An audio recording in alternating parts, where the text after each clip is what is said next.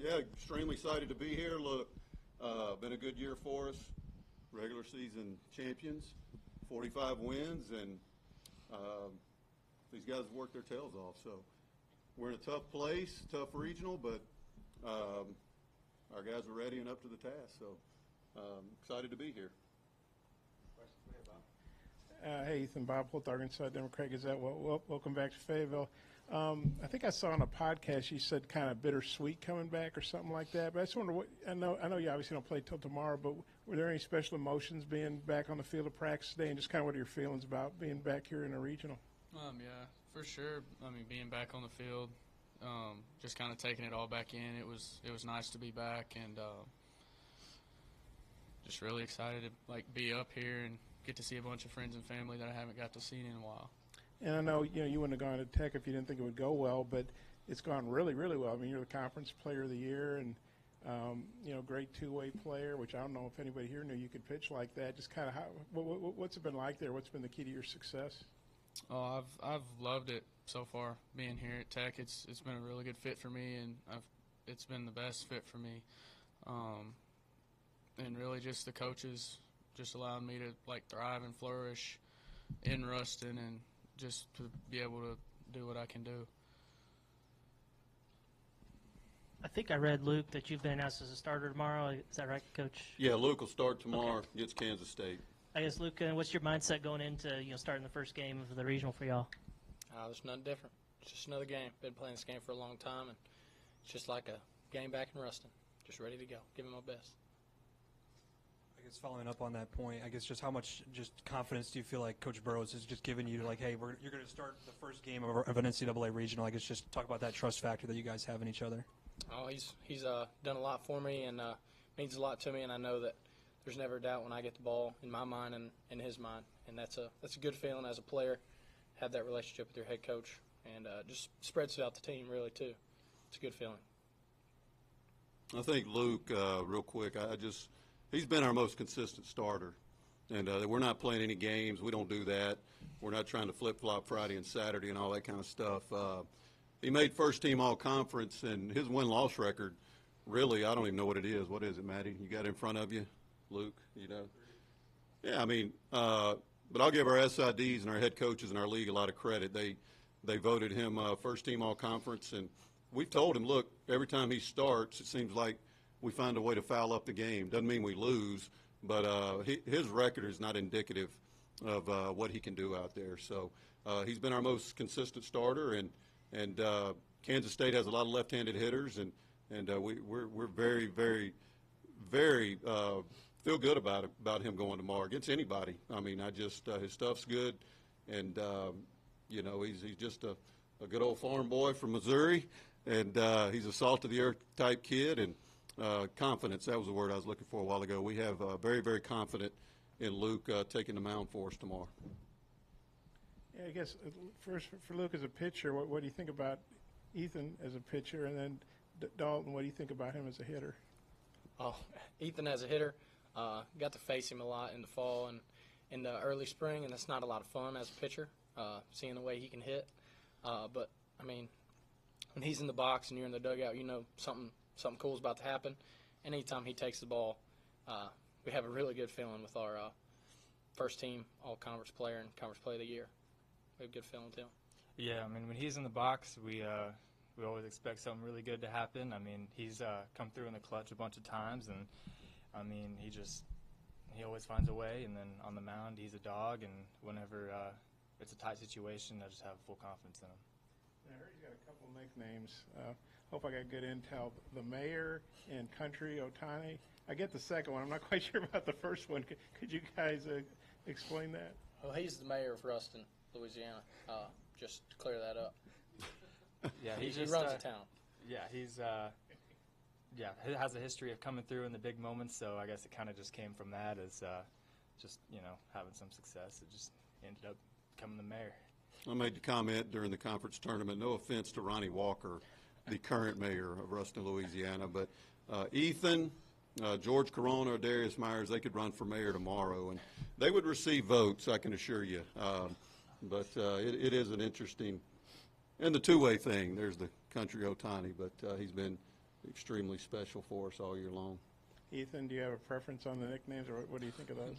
No, it really don't matter to me. It's just been like a carousel. Everybody calls me different things at different times, and the nicknames keep rolling in. You know, we could tell when you were here, you're a really good young player, but it's hard to get on the field here as a freshman. I think Dave Van Horn said, you know, you wanted to play. Could you kind of explain the decision to go to Navarro and then how it worked, how you got to Tech?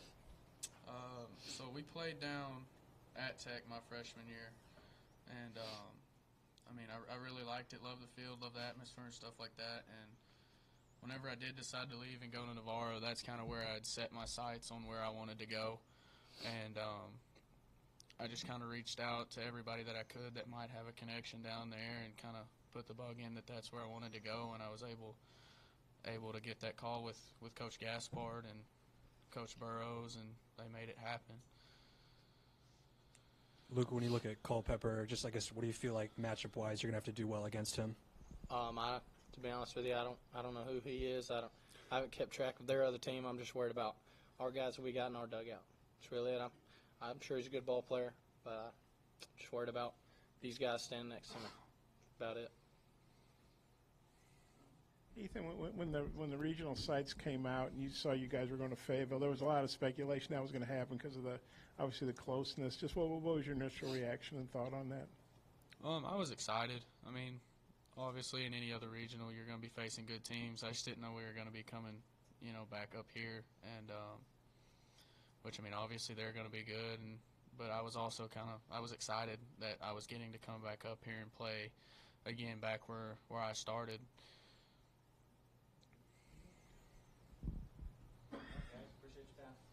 Thank you, guys. All right. Appreciate it.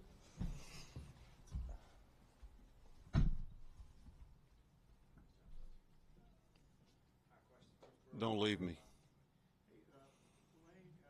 Ethan talked about how he liked what he saw in Ruston and had the sights set on you or on you guys. From your perspective, what was that recruitment like? Really, Navarro called us, told us about Alan Gum, actually. Named Arkansas, former head coach at Central Arkansas, good friend of mine, and he told me about Ethan. And, we reached out to Navarro, and we weren't not aware of the pitching. Knew he could hit. We had a need, left-handed hitter, corner infielder, and it really wasn't that extensive, and we didn't have to dig too deep. Him and his dad came up on a visit. I'll never forget, we were playing Tulane early in the year. It was freezing. We got beat. It was awful, bad crowd. And he just wanted to be a part of it. Look, and he gets there, and Woe Dill, the coach at Navarro, he called and told us, hey, you might want to look at him on the mound. I think the dude can pitch a little bit. And we did, put him out there in the fall, and he just started carving us up. And, hey, we may be on to something. So that was kind of by accident. It wasn't anything we did intentionally or look what we found. I mean, it was good stuff. I mean, it's velocity, and it's plus command, multiple pitches, plus slider, plus changeup. And, the thing about Ethan is ultra competitive. You couldn't have picked three more quiet guys to come in here. I knew you weren't going to get much out of them, so I was trying to help him out there. But Ethan doesn't say much, but he's ultra competitive. You get very rarely do you get the combination of an ultra competitive kid that's really good and also wants the moment. I've been doing this 28 years at this level. I don't think I've ever coached a kid that wants the baseball in the most stressful situations. High leverage. He wants it, and he wants to be the man at the plate when the game's on the line. The 3-run homer against Western Kentucky just a couple of weeks ago, we knew going into the last 2 weekends to win our league we had to sweep Western and we'd have to sweep Liberty, and we did. And we're losing. I don't think you could have drew it up any better. He's facing the guy that he's tied in the country with in saves. They've kind of been going in a race the entire year on who's going to be the national leader in saves, and Ethan hits 3-run homer off of him, walks it off. He's just that guy. He has that it factor. I know that's coach speak and cliche, but he does. And look, I've told this story numerous times too. Last year we had a tough loss at FAU on a Friday night. We got a little team meal in the hotel, and I look over there, and Ethan's thumbing through his phone, and I kind of ease back. I'm pissed because we lost, and I'm like, what is he looking at? And he's looking at four-wheelers. That's his thing, man. That's why the country Otani, you know, he would assume, I promise you, he would have rather been somewhere in Hot Springs working on a four-wheeler right now than in here talking to you guys, I promise you. So that's what makes him so special, though. He's just a great young man. He loves to hunt and fish, and obviously a really, really good ball player. You know, he'll give you the 93 if he needs it, but he's going to settle in about 88 to 91. And the thing about Ethan that kind of drives you crazy a little bit, if you bring him in a ball game and there's not a save on the line, he kind of loses interest. He did that in inter squads. I mean, he would go when he had to get his inter squad innings, and he couldn't get us out, you know. But if you bring him in a game when it's, you know, we need 2 outs, we need 3 outs, he's going to do it. That's the one thing that will drive you crazy about him. But, yeah, I mean, it's you know, he and as the moment gets bigger, he gets bigger. You know, I've seen it multiple times where he's gotten hot, so we got to bring him in. And, you know, we may have extended the lead in the bottom of the 8th, and you still got to bring him in, and he'll walk a guy, hit a guy, they'll get a hit, and you're like, here we go. And you kind of have to stop the game, go visit, and go, hey, we need you to lock in. And when he does that, he's hard to beat. But, yeah, he's 93, but just a really, really good command. And, look, we rode him extremely hard this year. 17 saves. I mean, that's kind of unheard of in college baseball. And but he takes the baseball, man. He's never told us no. And, you know, I know he's hanging. I know a lot of times he would rather say no, but he's a great teammate.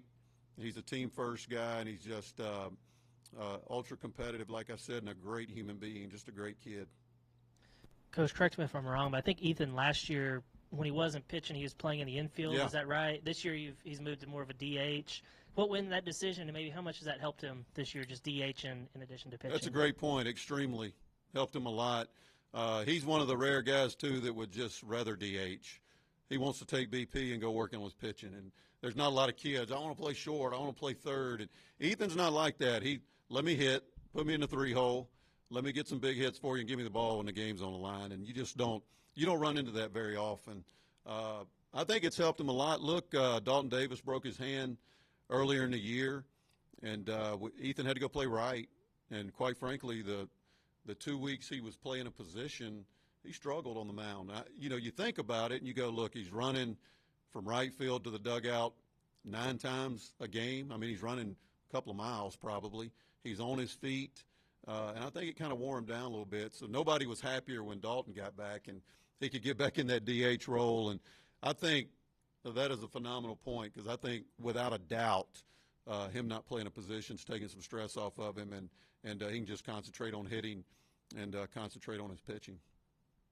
You know, K-State's guy they're throwing tomorrow, he's got kind of a funky delivery. Is there a way you can kind of simulate that or get them ready to see that? I mean, I'm sure his kind of plan is to keep you guys kind of off balance up there. Is there a way to kind of prepare for that? Yeah, we did yesterday at practice. We offset the screen, and, you know, baseball is the one sport that it's hard to practice game speed. I mean, you just can't ask guys, hey, get up on the mound and give us 90. You just can't do it unless it's a sim game. So yesterday we offset the screen. We watched video at length. He's really good, and he's been a dude for him for the last couple of years, and he's got 3 pitches, and he competes. And, you know, the one thing that jumps out to me about him is he pitches deep into ball games. I think last week in the Big 12 tournament, he went 132, I think, or something like that. I mean, that's all I need to hear. Ultra competitive kid. I think he's a D3 transfer. We've got 2 D2 transfers. I played Division II baseball, and I know how hungry and how hardened those guys are and how appreciative they are to be in these situations. And he's really good, and we've got our work cut out for us, and we'll have to figure out a lineup tonight. And probably what we're going to do is put Davis back in right field, and Logan McLeod will play third, and Como will play first, get some right-handed hitters in there. And you know, that weakens our defense a little bit.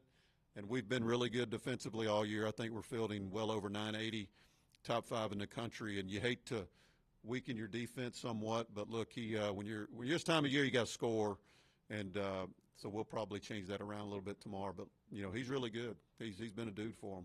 Obviously Sunday, you know, Dalton wasn't able to go dehydration-wise, health-wise. Everyone's good to go for tomorrow. Yeah, we actually, one of our players, Colton Coates, started throwing up on the bus last night. He didn't come to practice, so he's not available. One of our freshmen, he hadn't played a lot. Hope we don't have something spreading through the team. But, yeah, Dalton's good. You know, we talk about leaving everything out on the field.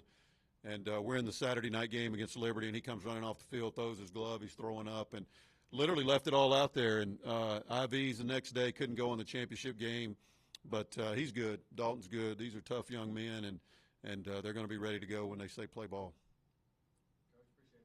Thank you, guys. Appreciate it.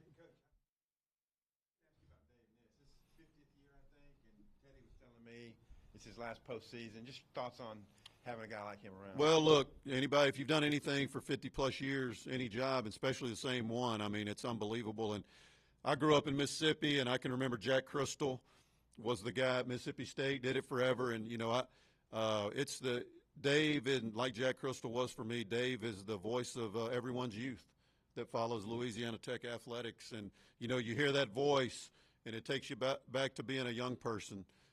When we didn't all have phones and we didn't all have TVs and every game wasn't on TV, I'm just thankful and honored that I was able in 8 years, my head coach, as being the head coach at Louisiana Tech, I'm honored that I could be a small part of his legacy. I mean, good gracious, they named 2 press boxes after him, and he's just a legend, man. He's still got the pipes, and he obviously isn't moving around as good as he used to, but I mean, the guy can call the game, and he knows baseball, and he let me know when I got the job baseball was his favorite sport. So, you know, personally, I can tell you this, I'm proud not only for our team and everything, but for Dave. We're in a regional, and I mean, his last year, and he won't be doing it anymore after this year, that he's able to get some postseason baseball and be able to call the games. All right, thank y'all. Appreciate it.